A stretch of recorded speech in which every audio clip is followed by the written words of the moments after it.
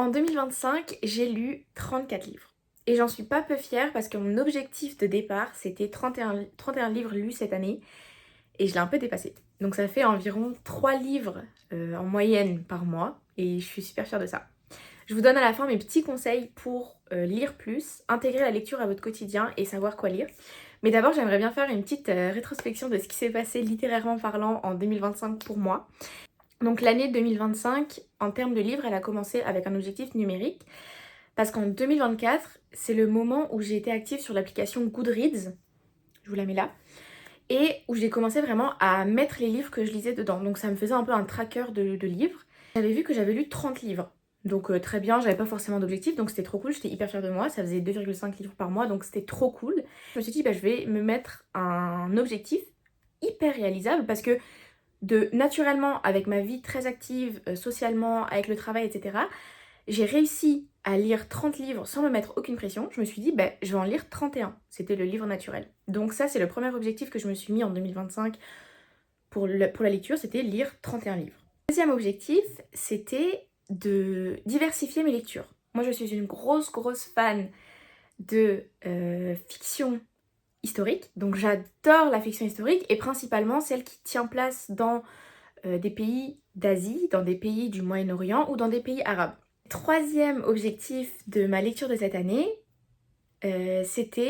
ça rejoint un peu le deuxième, dans le sens où j'ai de la chance d'avoir un entourage qui lit, donc un entourage avec qui je parle beaucoup de livres, avec qui j'échange énormément de bouquins, et ça c'est vraiment une chance je trouve, surtout quand lire c'est un peu ta passion, et pouvoir partager avec les autres, je trouve, enfin ça j'ai découvert vraiment cette année, mais vraiment pouvoir le partager avec les autres, s'échanger des livres, c'est un sentiment indescriptible, j'adore. Et du coup, cette année, c'était vraiment parce que j'ai toujours pris l'habitude, que ce soit pour les livres, pour les films, les séries, n'importe quoi, de dire ah oui, je regarderai, je le prendrai, je le lirai, et de pas vraiment le faire. Parfois, je le faisais, mais très rarement.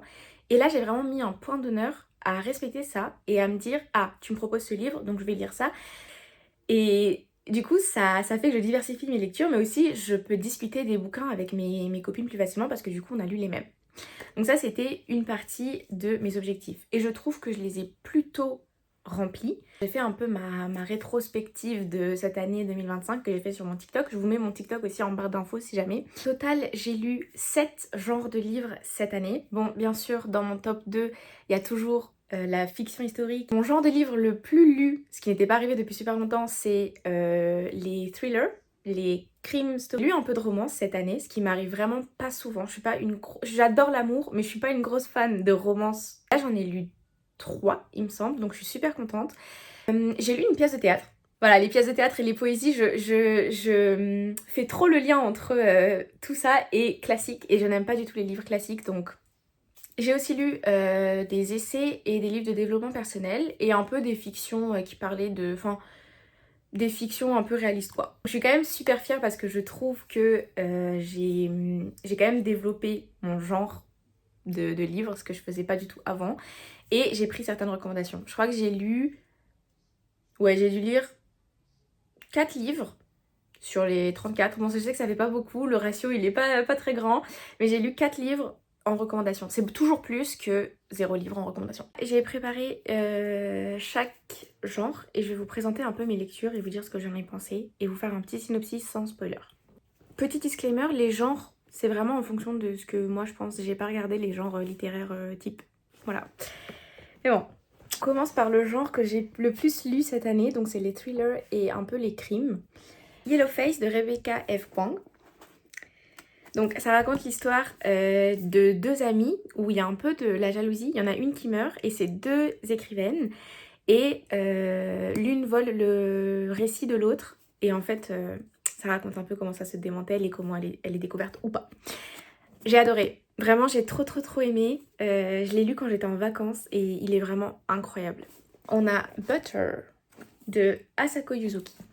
Celui-ci, j'ai vraiment pas trop aimé. Parce que déjà, il était très long.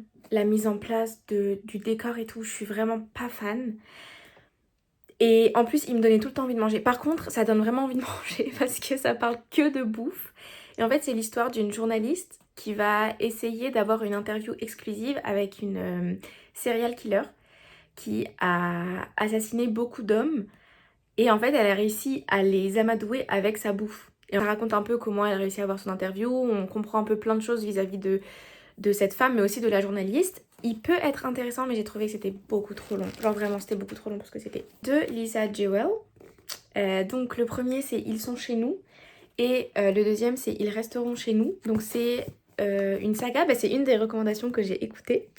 Et j'ai beaucoup aimé. Il est super super facile à lire. Donc c'est un peu une histoire de famille avec un héritage et des enfants cachés, etc. dans une maison. Enfin bref, il est super cool, vraiment, il est super rapide à lire. Et je trouve que pour les personnes qui n'aiment pas trop les thrillers, les crimes, tout ça, Stephen King, Marche ou crève. Donc j'avais vu qu'il y avait la promo du livre et quand j'étais beaucoup plus jeune, je lisais énormément de Stephen King. J'ai totalement arrêté parce que j'ai changé de genre littéraire que j'aimais bien. Mais j'ai beaucoup aimé. Par contre, je l'ai lu dans une période de ma vie où ça n'allait pas trop, donc ça n'a pas été d'avoir une lecture vraiment compliquée comme ça à lire, dans le sens où vraiment il y a des détails et tout un peu compliqués à lire, mais super bien. J'ai vraiment beaucoup aimé. Ça raconte, en fait, il y a une marche qui est organisée, probablement par le gouvernement. On comprend pas trop le contexte. Et en fait, les personnes qui y participent, elles doivent marcher. Elles ne peuvent pas s'arrêter de marcher. Elles ne peuvent pas, sous aucun prétexte, s'arrêter de marcher. Je me suis laissée influencer par le BookTok et je n'ai pas honte de le dire. La fin de ménage. J'avais lu le premier en 2024 que j'avais mangé. Littéralement, je l'avais lu, je crois, en une nuit. J'ai vraiment, comme quand j'avais 16 ans, en mode... trop bien. J'ai beaucoup aimé. Pour ceux qui savent pas l'histoire, je vous laisse la découvrir. Genre vraiment, si vous n'aimez pas les thrillers et tout, genre les trucs un peu avec plot twist, et que vous avez envie d'un truc hyper facile à lire, allez-y, lisez. La pièce de théâtre, donc c'est Incendie, Wajdid Mouawad, deux frères et sœurs ont leur mère qui décède, et en faisant en fait les démarches chez le notaire, après son décès, ils se rendent compte qu'en fait leur père, qu'ils pensaient mort, n'est pas mort, et qu'ils ont un frère caché. J'ai adoré. Je suis pas très pièce de théâtre, mais là, waouh, j'ai vraiment aimé et je pense que je le relirai. Ensuite, on passe aux fictions historiques qui relatent un peu des faits qui parlent de la condition de la femme dans certains pays. Le premier, c'est Yelena Eldurselej de Yaşar Kemal, qui est un écrivain kurde. Et du coup, je voulais lire mon premier livre en turc. J'ai vraiment eu beaucoup de mal à le lire. Ça raconte l'histoire d'une femme qui est accusée d'avoir commandité le meurtre de son mari. Et en fait, elle a un fils. Et la famille du père s'attend à ce que le fils venge le père en tuant la mère, en gros. Et ça raconte un peu le cheminement et c'est un peu écrit de manière philosophique. Donc j'ai pas non plus apprécié la lecture. Mais je trouve que c'est des genres de lecture importantes parce que c'est des choses qui arrivent. Et je mets ça un peu dans la catégorie des crimes d'honneur. Ferdows, Une voix en enfer, de Nawal El-Sadawi. L'histoire d'une psychiatre qui va voir une dame qui est condamnée à mort parce qu'elle a tué un homme. Donc on explique un peu le cheminement de cette femme pour arriver à ça. Et ça raconte un peu la condition sur la sexualité des femmes en Égypte. Et très très intéressant. Il était très compliqué à lire dans le sens où vraiment ça fait très très mal au cœur. Et le paradoxe du titre, c'est que Ferdows, ça veut dire paradis et une voie en enfer. Je trouve ça très beau comme titre. Le livre est très compliqué à lire. J'avoue que si je pouvais le lire pour la première fois à nouveau, j'aimerais parce que je pense qu'en le relisant, je ne ressentirais pas ce que j'ai ressenti la première fois parce que c'était très fort. Comme tous les après-midi de Zoya Pirzad. Donc c'est une écrivaine arménienne qui habite en Iran et qui relate vraiment les faits de la vie quotidienne des femmes en Iran. Et ça, je trouve ça vraiment bien parce qu'on est toujours habitué à voir enfin voilà, des choses pas très positives vis-à-vis de la condition des femmes dans certains pays, surtout au Moyen-Orient. Et là, je trouve ça bien de voir juste le quotidien des femmes. Je trouve que c'est un quotidien qui reste relaté de manière très monotone et très... Voilà, c'est uneventful, comme diraient les Anglais. Mais j'ai vraiment bien aimé et c'est une lecture super rapide. Cocktail Sugar et autres nouvelles de Corée. Donc c'est plusieurs nouvelles de plusieurs autrices sud-coréennes. Et ça nous relate un peu leur vie dans la Corée actuelle et dans la Corée de l'époque. Et je trouve ça vraiment cool. J'ai eu un peu de mal à le lire parce que c'est vrai que en fait, les styles changent. Et parfois, il y a des nouvelles qui sont super faciles à lire et super bien à lire. Et d'autres qui prennent un peu plus de temps. Et voilà. Mais en tout cas, j'ai bien aimé. Dans cette catégorie, j'ai encore deux livres que j'ai prêtés à des copines. Donc on a La bâtarde d'Istanbul de Elif Shafak. Donc ça raconte un peu une histoire de deux jeunes filles qui sont un peu en quête de leurs identités parce que une a été arrachée à ses racines et l'autre ne connaît pas son père et des choses comme ça. Donc vraiment un livre très beau à lire. J'ai adoré, vraiment. Je trouve que Elif Shafak est une super écrivaine. J'ai lu, je pense, 2 livres d'elle les 2 dernières années et j'ai adoré et j'ai toujours envie d'en lire plus. Deuxième, c'est Brûlée vive de Souad, qui est en fait pas une fiction. C'est vraiment des faits réels qui sont relatés d'une femme qui a été sauvée après un crime d'honneur. Et parce qu'elle a été brûlée vive en fait par son beau-frère, si je ne me trompe pas, ou par son frère. Et je trouve ça un livre vraiment poignant et je pense que c'est important de le lire. Moi je l'ai lu quand j'étais très jeune, en fait c'est plus une relecture qu'une lecture. Et c'est vraiment, je pense, un des premiers livres qui m'a vraiment fait allumer ma conscience féministe et je suis très contente de l'avoir lu. Mais c'est 2 livres que j'ai adorés et justement en fait je les ai prêtés parce que je trouve que c'est des lectures qui sont importantes. Et que ce soit pour Elif Shafak ou pour Brûlée vive, je trouve que ça relate des faits qui sont quand même dans le quotidien de certaines personnes mais dont on ne parle pas. Ensuite, on a les fictions un peu dystopiques.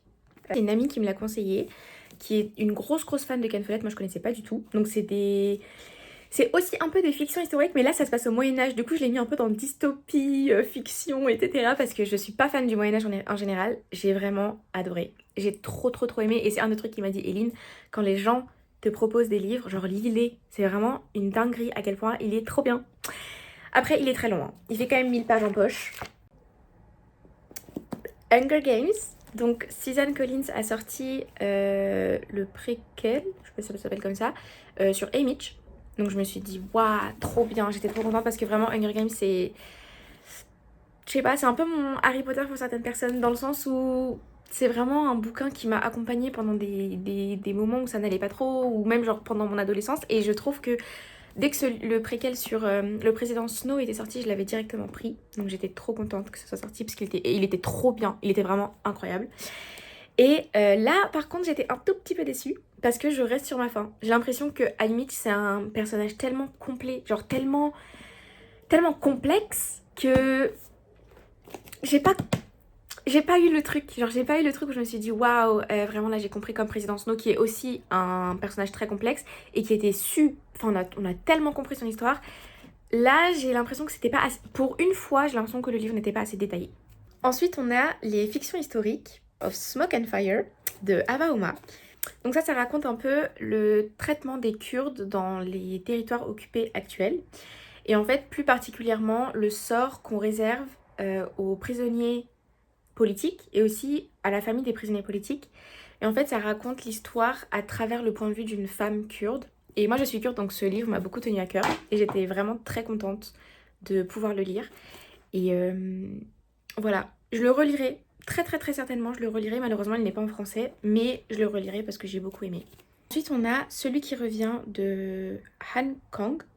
C'est un livre qui relate les faits de la révolte de Gwangju en Corée du Sud. Et en fait, on voit différents points de vue de différentes personnes qui étaient sur place ou qui ont perdu un proche, etc. Et c'est un livre que j'ai lu vraiment d'une traite parce que j'ai pas pu le lâcher. Il était vraiment très difficile à lire. Vraiment, il était très compliqué à lire.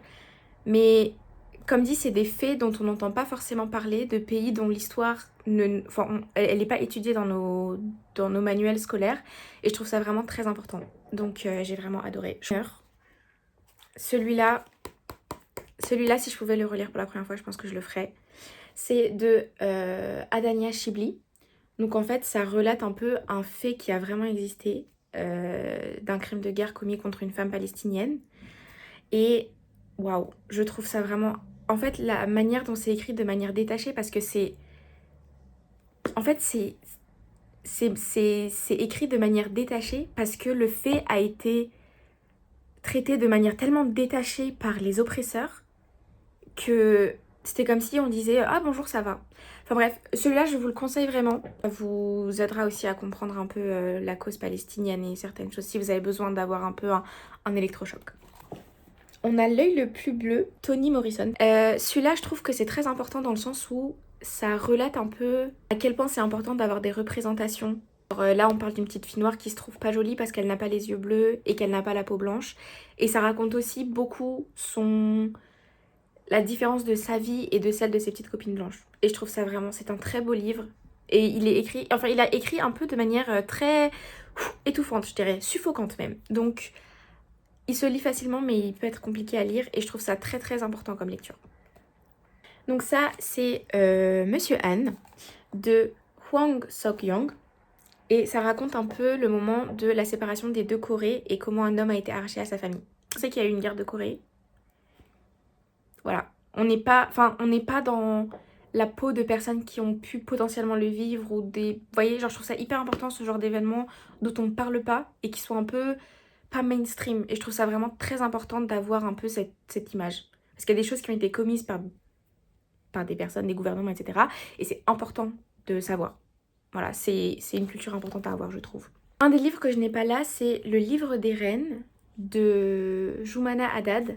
Je trouve que c'est un livre super, super, super... C'est ma lecture préférée de 2025, littéralement. C'est la lecture qui, je pense, est importante à lire parce que ça, en fait, c'est un livre qui mélange un peu l'intergénérationnel, les différents conflits, la condition des femmes et ça m'a arraché l'estomac tellement c'était compliqué à lire. Et ça nous parle aussi du génocide arménien qui est un génocide qui est important de ne pas oublier, duquel je trouve qu'on ne parle pas assez. Et voilà, donc je trouve que c'est une lecture super importante, je vous le mets là, c'était vraiment ma lecture préférée vraiment préférée de 2025. C'est waouh, je pense que si je devais retenir un truc littéraire de 2025, c'était Le Livre des Reines. Donc j'ai adoré. Charlotte de David Fuenkinos, que j'ai aussi beaucoup aimé. C'est un livre qui relate un peu la Shoah, mais du point de vue d'une artiste. Et c'est un livre qui est aussi très compliqué à lire, je trouve. Parce que c'est un génocide qu'on a appris en cours. C'est une des horreurs du XXe siècle, genre c'est terrible. Mais je trouve qu'on, vous voyez, genre on l'étudie, mais plus en termes historiques. Et je trouve que la fiction historique, ça t'aide vraiment à avoir une vision de personne lambda qui vit ça. Genre personne, je sais pas, une artiste ou quoi. Là, en l'occurrence, pour Charlotte, c'était une artiste qui vit ça. Genre vraiment, son quotidien, c'est ça. Et je trouve ça vraiment beau. Et je trouve que ça a un côté un peu poétique de la part de David Fuenkinos, de la manière dont il l'a écrit. Et je le conseille aussi. Il est vraiment très rapide à lire et il retourne l'estomac quand même. Il est pas facile à lire. Si vous allez pas bien, ne lisez pas. Ensuite, on passe aux essais, livres de développement personnel, etc. que j'ai lu cette année. Il m'en manque un, je crois. D'ailleurs, un de mes préférés. Mais bon, oui, je vends bien mes livres préférés à mes copines. Donc je commence par un que j'ai pas trop aimé. Donc c'est une période où je traversais un peu c'était une grosse tempête dans ma tête. Et j'avais besoin de trouver un peu du calme. Donc je me suis dit, j'ai demandé à ChatGPT, j'avoue, j'ai demandé à l'IA pour savoir ce que je pouvais lire.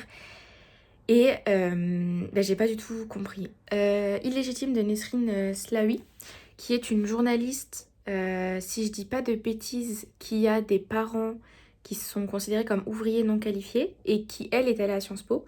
Et en fait, elle parle un peu de cette déconnexion entre ces deux vies. Et enfin, ces deux mondes. Encore beaucoup de discrimination et beaucoup de choses voilà, qui sont liées à nos origines, à nos prénoms, à ce à quoi on ressemble, etc. Donc je trouve que c'est une lecture très importante. J'ai bien aimé. J'ai lu Invisible Woman.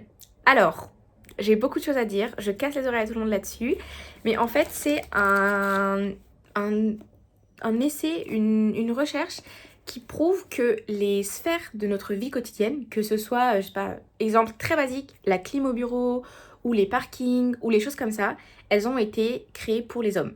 Et que nous, les femmes, en fait, on n'a pas de... Enfin, on n'est vraiment pas considérés dans les variables. Que ce soit pour la sécurité des voitures, que ce soit pour la sécurité dans les rues, pour l'éclairage, etc. On n'est pas considérés. Hyper intéressant comme lecture, vraiment, si vous êtes une femme, lisez-le. En vous faisant votre propre avis. Parce que ça veut pas dire que c'est écrit noir sur blanc, que c'est vrai. Gardez ça en tête. Livre que j'ai pas actuellement ici, mais vraiment je pense que il est aussi dans mon top 5 des livres que j'ai lus cette année, c'est Have a Little Faith de Mitch Albom. Et en fait c'est une histoire vraie de deux personnes de deux régions différentes, donc je crois que c'est un rabbin et un prêtre. Et en gros ça raconte comment les uns et les autres ont vécu leur vie et comment en fonction de leurs erreurs, etc. ils sont devenus genre représentants de la maison de Dieu. Et je trouve ça trop beau. Et c'est un livre qui m'a tellement réconfortée. J'ai adoré. Donc je le conseille aussi si vous passez une phase difficile. Je trouve que la manière dont c'est écrit et aussi le fait de déculpabiliser des erreurs, etc. c'est très beau. Et moi, ça m'a beaucoup aidé. Ensuite, c'est un peu des livres de fiction genre sociétales, mais j'ai pas de... Enfin, fiction de la vie de tous les jours, quoi, mais je les ai pas, j'en ai prêté beaucoup. Mais j'ai La vie heureuse de David Funkinos et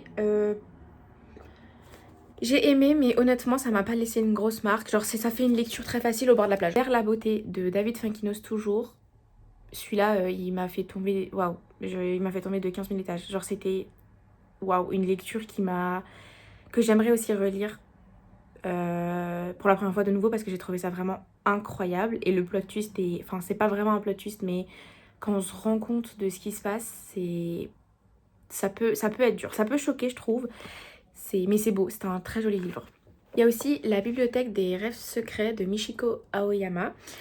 Celui-ci, j'adore. Vraiment, j'ai adoré. Je trouve ça bien. Enfin, je pense que c'est des moments de vie quotidienne et des personnages auxquels tu peux t'identifier en fait. Genre chacun des personnages, genre ça raconte une bibliothécaire en fait qui conseille toujours le bon livre à la personne, qui va en fait l'aider à une personne qui est souvent perdue dans sa vie, disons, et qui va en fait l'aider à trouver son cheminement, à trouver son travail de rêve, à trouver, voilà. Et je trouve ça très beau parce que c'est des gens qui ont des problèmes de la vie de tous les jours et tu t'identifies bien à ces personnes-là. Donc j'ai beaucoup aimé. Ensuite, on a les livres de romance. Donc il en manque un. Encore une fois, une de mes lectures préférées de 2025 qui manque parce que je l'ai prêté à quelqu'un, mais je suis très contente de l'avoir prêté.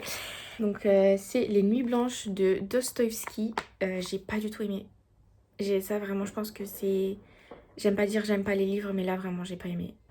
Ça j'ai pas du tout aimé. J'ai pas compris en fait. Et vu que je suis pas quelqu'un qui lit des classiques en général, mais CF, ma résolution de lire plus de livres que je n'ai pas l'habitude de lire, pas fan, pas fan.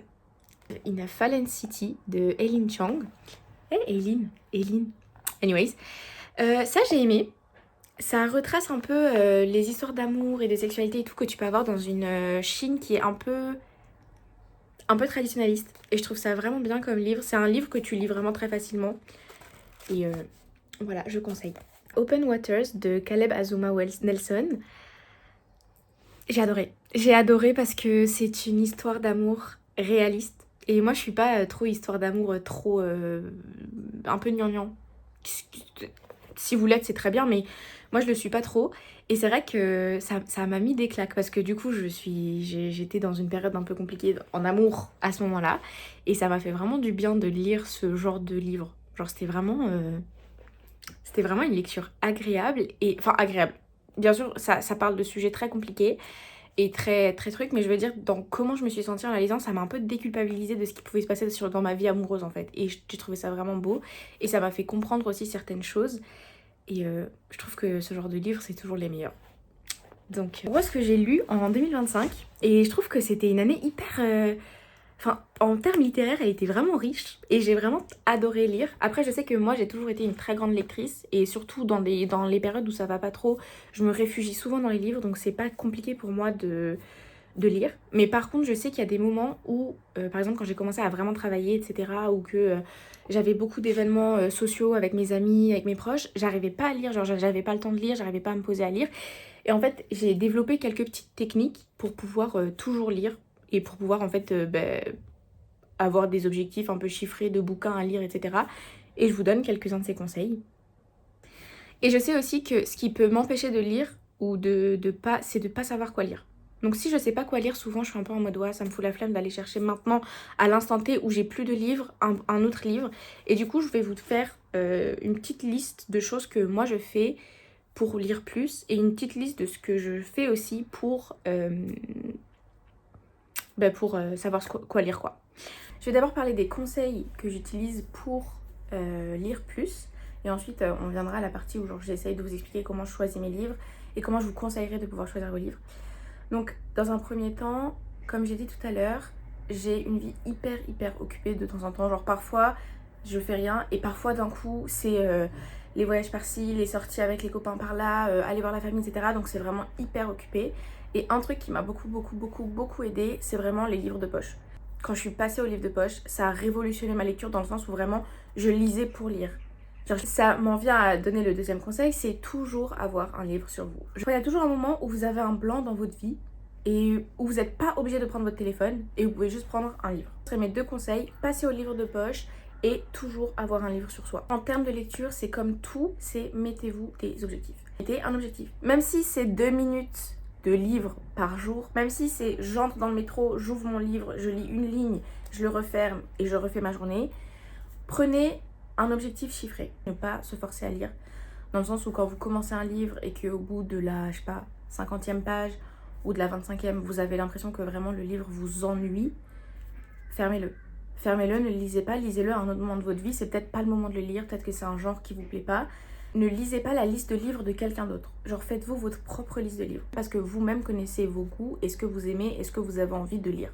Si vous voulez lire plus et prendre du plaisir dans votre lecture, se forcer à lire. C'est comme genre si vous n'aimez pas la course, allez se forcer à courir au lieu de trouver un autre sport ou genre de se forcer à courir à une certaine vitesse alors que c'est pas la vôtre. C'est compliqué. Les livres, c'est détente. Les livres, c'est genre tu te poses, c'est pour à un moment avoir des œillères, ne plus penser à rien et juste être dans ton livre. C'est comme si tu regardais un film. Donc si vous faites le lien entre je me force, je suis pas à l'aise et la lecture, votre cerveau il va se dire moi j'aime pas ce moment de la journée donc je vais pas le faire, je vais procrastiner. Un autre conseil que je peux donner, c'est vraiment parler de vos lectures. Cette année, je pense que j'ai jamais autant parlé de mes lectures et partagé mes lectures et même genre partagé mes bouquins. Et je trouve que c'est trop bien. Ça crée un peu un sentiment d'appartenance et un sentiment de... Je sais pas, juste c'est trop bien de discuter avec des gens qui lisent les mêmes livres que vous et genre vous faire des recommandations entre vous. Donc je dirais vraiment ça. Et pour les plus courageux, je dirais participer à des book clubs. Moi, j'ai jamais osé, parce que je n'ai jamais osé sortir de ma zone de confort de livres. Dans les trucs qui m'a un peu aidé à lire plus, c'est de le loguer dans une application. Donc moi j'utilise Goodreads. Si vous n'avez pas un entourage qui lit ou si vous n'avez pas des personnes qui partagent les mêmes genres de lecture que vous avez quand même des personnes qui vont commenter le livre, ce qu'elles en ont pensé, qui vont lui donner une note et je pense que c'est bien aussi de le faire. Et un dernier conseil, c'est vraiment ayez toujours des livres d'avance. Imaginons votre rythme de lecture, c'est 3 livres par mois. Ayez toujours les 3 livres d'avance. Parce que sinon, ça va vous faire une pause. Comme si le soufflet retombait et que je n'ai plus envie de lire parce que je ne sais pas quoi lire sur le coup. Ayez toujours votre vitesse de lecture, en termes de nombre de livres à lire, en avance. Donc déjà préparé. Je trouve que ça fait une bonne transition pour toujours savoir quoi lire. Comment savoir ce que je lis, comment... me faire ma liste de livres à lire. La première chose que je vous conseillerais pour savoir quoi lire, c'est qu'est-ce que vous voulez faire quand vous lisez. Est-ce que vous voulez apprendre quelque chose, des témoignages, vous voulez des biographies, savoir pourquoi vous lisez. Et du coup là déjà vous aurez une idée du genre de livre que vous pouvez prendre. Un roman, un essai, etc. Je pense que ce qui est aussi important, c'est de lire en fonction de ce qui se passe dans sa vie. Si vous êtes dans une période difficile, essayez d'aller plus vers des livres feel good. Si vous êtes dans une période qui va bien neutre, vous pouvez vous permettre de lire un peu des trucs un peu plus compliqués, donc des témoignages, des fictions historiques, etc. Parce qu'on s'en rend pas compte, mais toute la culture qu'on consomme, que ce soit des livres ou des films, ça nous impacte directement. Je sais que moi, dans ma période un peu compliquée, je lisais Marche ou crève de Stephen King. Donc peut-être pas la meilleure lecture à ce moment-là. Je suis encore dans un moment un peu compliqué, donc je vais essayer de lire des livres feel good. Mais référez-vous à les genres de forums sur internet ou sur TikTok, sur Pinterest. Moi je sais que TikTok et Pinterest, même si je fais un tri, genre je fais une liste et ensuite je regarde qu'est-ce qui me plaît, qu'est-ce que j'ai envie de lire. Voilà, je vais pas juste acheter un livre parce que quelqu'un m'a dit ah ce livre est trop bien, je vais quand même voir si il peut potentiellement me plaire. Si vous pouvez vous référer à TikTok pour lire vos livres, si vous pouvez vous référer à Pinterest, si vous pouvez vous référer à Reddit, à Twitter peut-être, je sais pas du tout, mais allez-y. N'écoutez pas les personnes qui sont vraiment très fermées sur le sujet et qui sont en mode ouais mais le BookTok, non.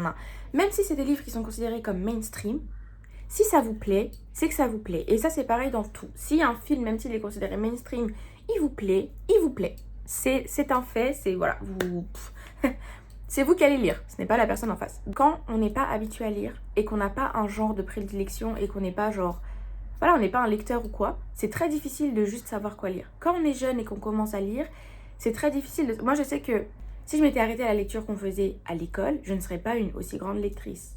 Je ne serais pas aussi intéressée par la lecture. Parce que moi, la lecture de l'école, c'était très classique.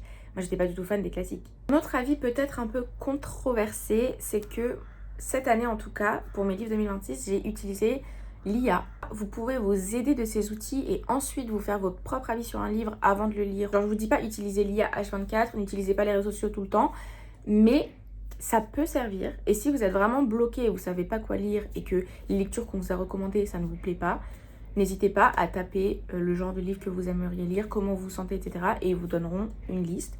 Et ce que j'ai fait, c'est qu'en fonction de cette liste, en fait, j'ai cherché, j'ai regardé ce qui plaisait, j'ai regardé aussi les commentaires, etc. Et j'ai fait ma sélection. Ça rejoint un peu un conseil que j'avais donné tout à l'heure pour comment lire plus. C'est vraiment demander des recommandations. Si vous avez des amis qui lisent, demandez des recommandations. Si vous avez des amis qui lisent des livres que vous ne liriez pas en termes de genre, allez vers eux, demandez-leur qu'est-ce qu'ils recommanderaient. Et aussi, vous pouvez écouter les recommandations des personnes qui font des vidéos sur YouTube ou qui font des vidéos sur TikTok, des choses comme ça sur les livres. Je trouve que c'est bien d'écouter aussi les personnes, même si on n'est pas habitué à lire ce genre de livre ou où on est un peu réticent. Mon dernier conseil, ça serait vraiment tester. Vraiment tester, regardez ce qui vous plaît, regardez ce qui ne vous plaît pas et en fonction de ça, faites-vous votre propre avis sur certains livres. C'est tout pour moi et ça m'a fait vraiment super plaisir de faire un peu une rétrospective de 2025 sur mes livres parce que c'est vrai que j'ai pas aimé cette année, j'ai pas passé nécessairement une super année, donc je suis contente que au moins en termes de lecture ça se soit bien passé. J'espère que vous avez aimé cette vidéo et que ça vous a donné un peu envie de lire et que mes conseils vous vont servir à lire un peu plus et à pouvoir créer le temps pour lire plus. Et on se retrouve pour une nouvelle vidéo qui sera sûrement celle de mes lectures 2026 et de mes résolutions lecture 2026. Voilà, bisous!